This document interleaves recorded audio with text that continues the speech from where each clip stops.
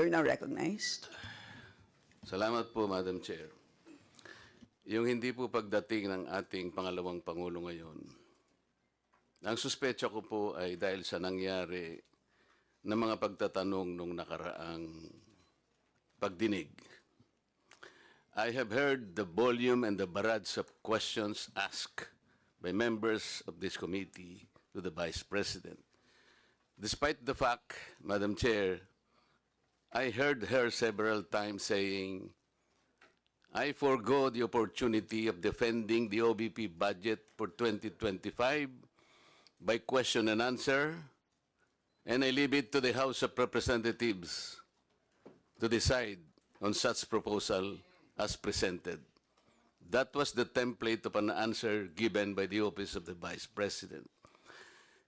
Madam Chair, napilitan po akong mag-raise ng parliamentary inquiry. I think I have earned this. If I survive my term up to next year, I would have survived also, or I would have completed 18 years in this institution. And in this length of time, I have observed a tradition. The tradition is the two highest positions of government, namely the Office of the Vice President and the Office of the President, are not traditionally subjected to questions. I have observed this for so long a time. May I refresh the memory of the members of this committee, Madam Chair. In 2022, the Minority Leader, Honorable Libanan, citing courtesy to the Office of the Vice President, took only about 13 minutes to move for the termination of the budget of the Vice President.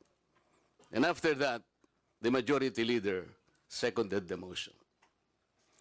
That was 2022, Madam Chair. Then 2023, no less than the Presidential son, our own Senior Deputy Majority Leader, the Honorable Sandro Marcos, stood up and invoked the long-honored tradition of according courtesy to the OVP, the Office of the Vice President. And in the same manner, he moved for the termination of the Office of the Budget, the consideration of the budget of the Office of the President, Vice President. I also recall, Madam Chair, that it was terminated.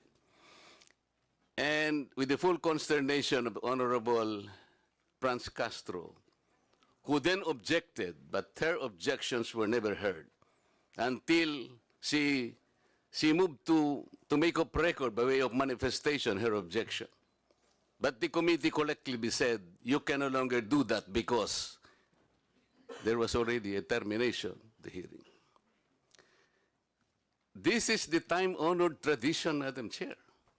For so long a time, we have kept and observed this. We have upheld this tradition.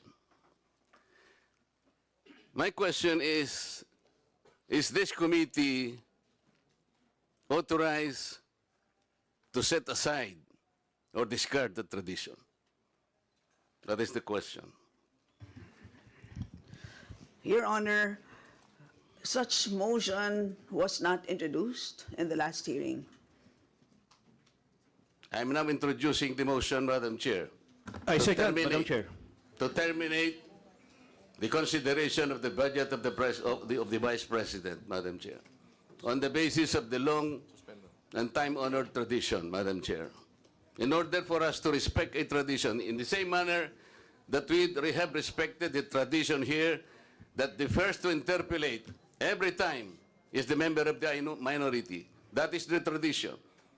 We have not yet discarded that. We're observing that because we are honorable members of this Congress. So the question is, why have we discarded that tradition? Is this committee authorized to set aside the tradition? If we are not able to do that, Madam Chair, then I honorably, respectfully now move to terminate consideration of the budget of the Office of the Vice President, and I so move. Second, Madam Madam Chair. Chair. Thank you.